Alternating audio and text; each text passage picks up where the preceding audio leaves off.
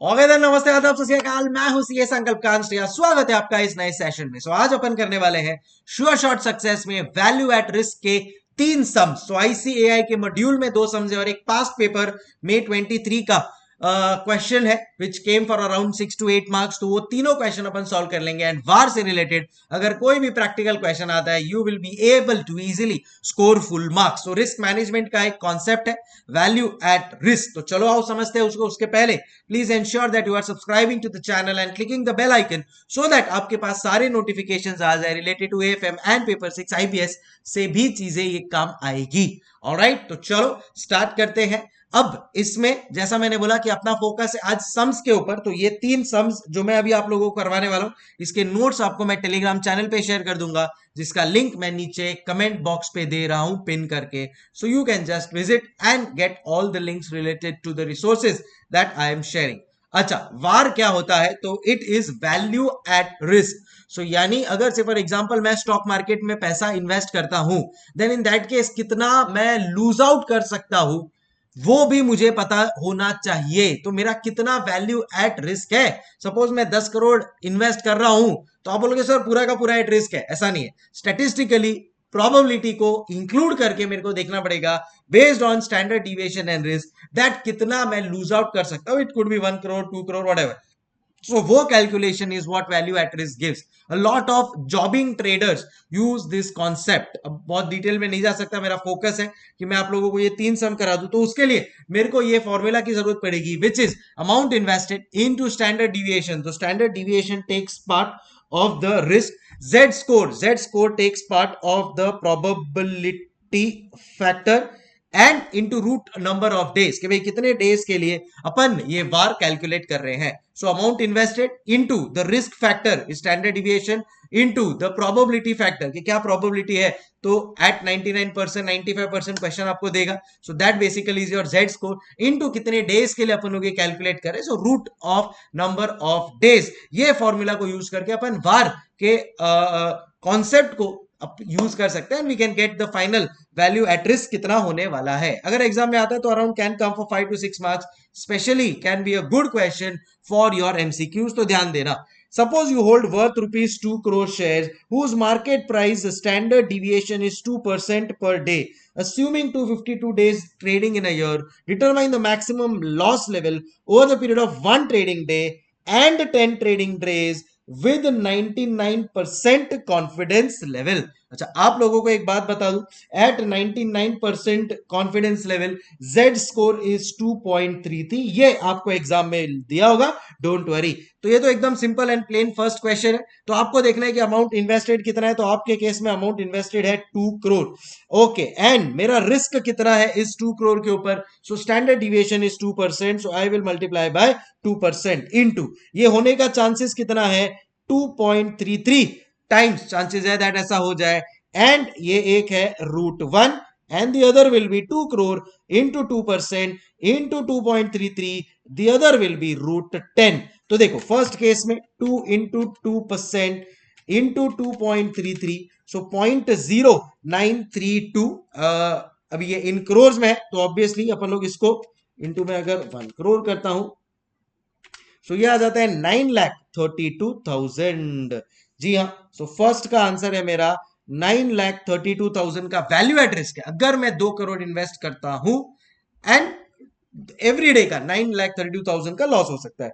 Other is 2 crore into 2% into 2.33 into root of 10। So actually 10 का root पहले ही ले लेना चाहिए। इंटू 2.33 कर रहे हैं अपन into 2 crore into 2%, and the answer is yes 29.47. So just a confirmation, 2.33 into 2 into 2%, yes it is 29,47,242।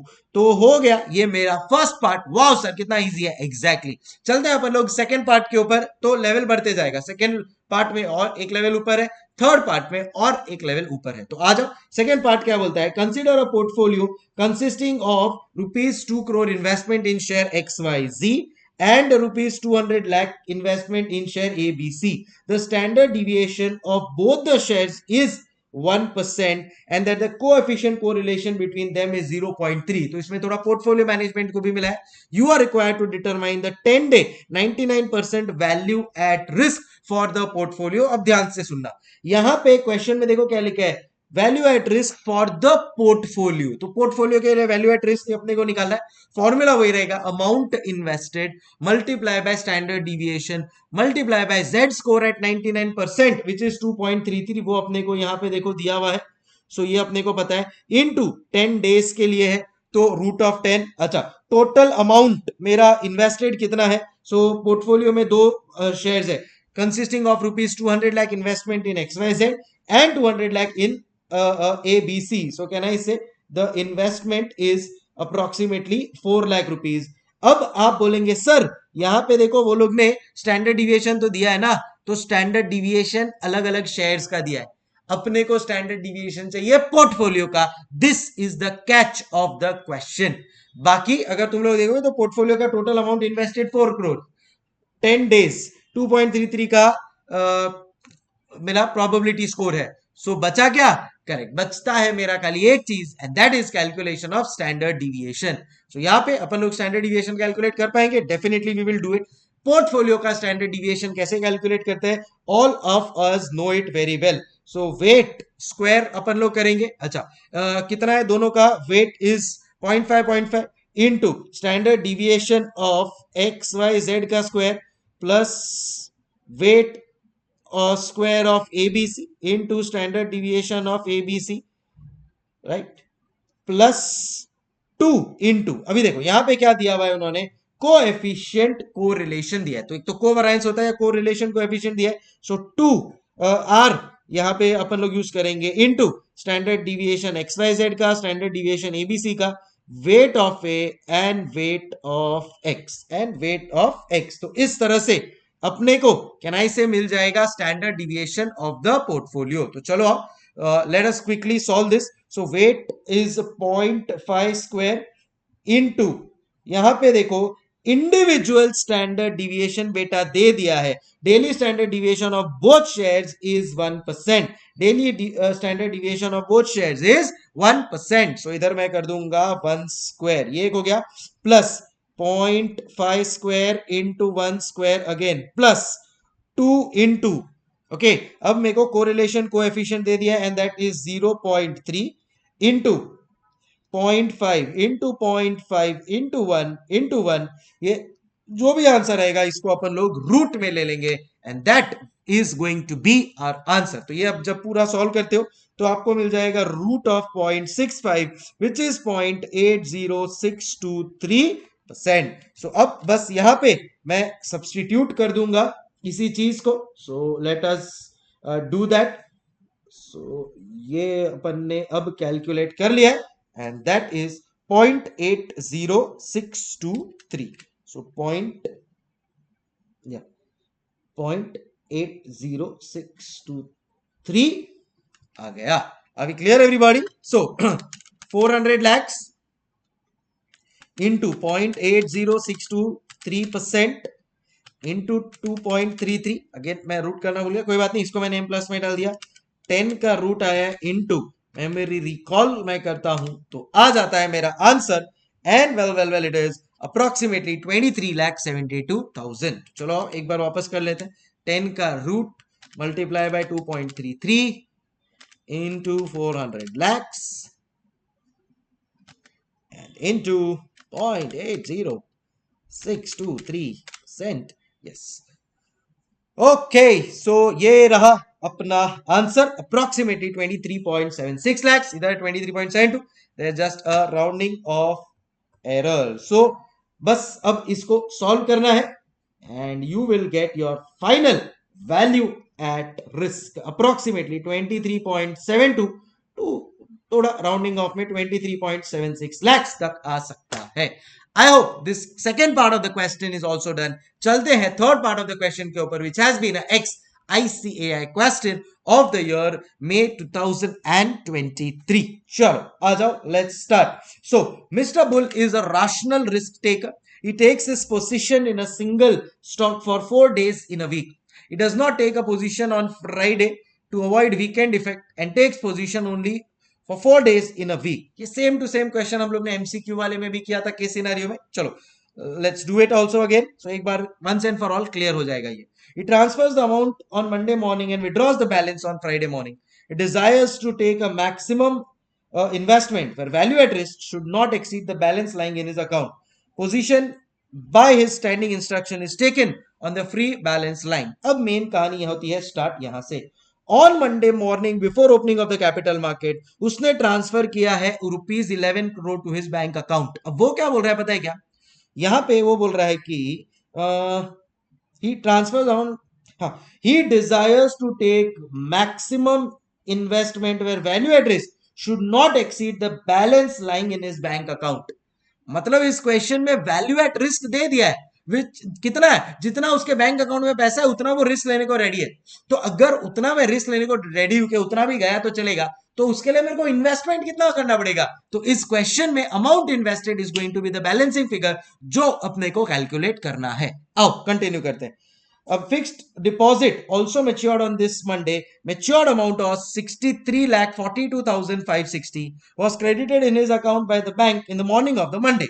So 11 crore रुपया तो मेरे बैंक अकाउंट में आ गया है मंडे मॉर्निंग को, प्लस 63,42,560 भी मेरे अकाउंट में क्रेडिट हो गया है. Mister bull receive the intimation of the same in the evening. ठीक है ना, उसको इंटीमेशन इवनिंग में मिला, दैट्स ओके. अकाउंट में पैसा तो आ गया है, done. The bank needs a minimum balance of 1000. तो इतना अपन माइनस कर देंगे भाई, इतना रहना ही चाहिए. The value of Z score at 99% is 2.33 और बाकी ये सारा इंफॉर्मेशन दिया है to calculate the standard deviation. अब इस सिचुएशन में मेरा वैल्यू एट रिस्क कितना आएगा? Well it will B 11 crore. Hello, it will B 11 crore plus 63,42,560 minus 1000. तो मैं कितना रिस्क ले सकता हूं?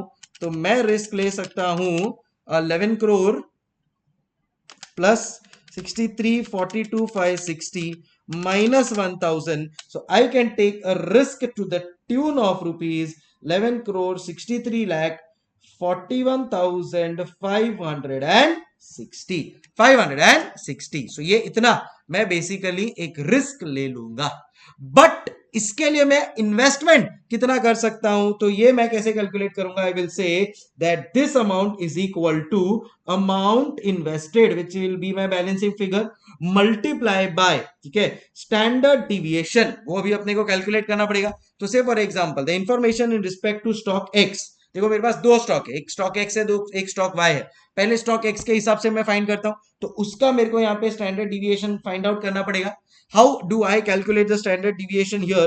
So standard deviation of x will be root of probability x minus x bar the whole square. Am I right everybody? So यहाँ पे अपन लोग फटाफट x bar calculate कर लेंगे. So what is going to be my x bar? तो 6 into 0.1 plus 7 into 0.25, 8 into 0.3, 9 into 0.25 and 10 into 0.1 करके. तो 6 into 0.1 then comes 7 into 0.25 and plus 8 into 0.3 and then 9 into 0.25 and then 10 into 0.1 and ये सब मिला के बनता है 8. ये सब मिला के बनता है 8. ठीक है, अब x minus x bar square करना है अपने को. so, ये यहां पे आएगा. सो x minus x bar square minus x bar square minus x bar square. तो चलो ये तो जीरो हो गया. Minus x bar square minus x bar square. तो 6 माइनस 8 माइनस 2 का स्क्वायर 4 इंटू 0.1, ये हो जाता है मेरा 0.4. इन द सेम वे इधर 1 तो इधर 0.25 फिर 0 then again 0.25 and then again I think 0.4. जब आप इसको ऐड करते हो तो 0.4 प्लस 0.25 प्लस 0.25 प्लस 0.4 इज 1.3. इसका मैं रूट निकालता हूं तो आ जाएगा मेरा standard deviation 1.1402. Okay, multiply by standard deviation है मेरा प्रोबेबिलिटी जेड स्कोर है 2.33 एंड लास्ट ये नंबर ऑफ डेज में जो इसके लिए कर रहा हूं इज रूट ऑफ 4 बिकॉज यहां पे इन्होंने बोला है that all of this is going to be for 4 days in a week. बस अब इसको सॉल्व कर लो and you will get the answer. So 1.1402 into 2.33 into 2, ये इधर आएगा तो obviously it will be divided. So yeah, so एक सेकेंड, अमाउंट इन्वेस्टेड, सो ये परसेंट में है, so we have to do that also.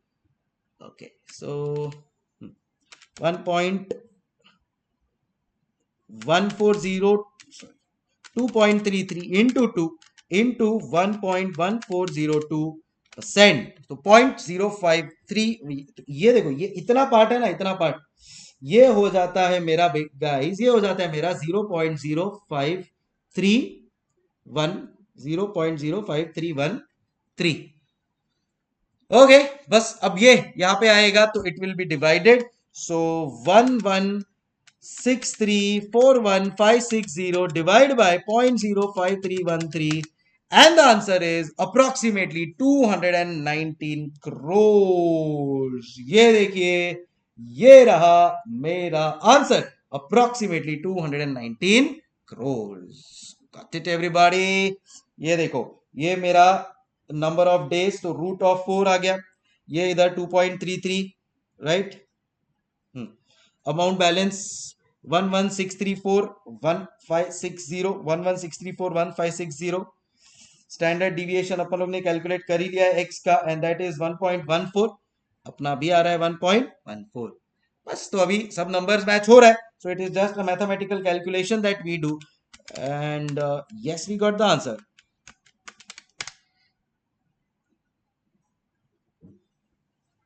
Yes, so that's it. So 1 1, ये देखो मैं एक मैच करवा देता हूँ. 1163411560, 1163411560. Then we have the root of 4. So यहाँ पे भी अपना वही रूट ऑफ 4, 2.33. स्टैंडर्ड डिविएशन है अपना 1.14. स्टैंडर्ड डिविएशन इनका भी है, ये रहा 1.14.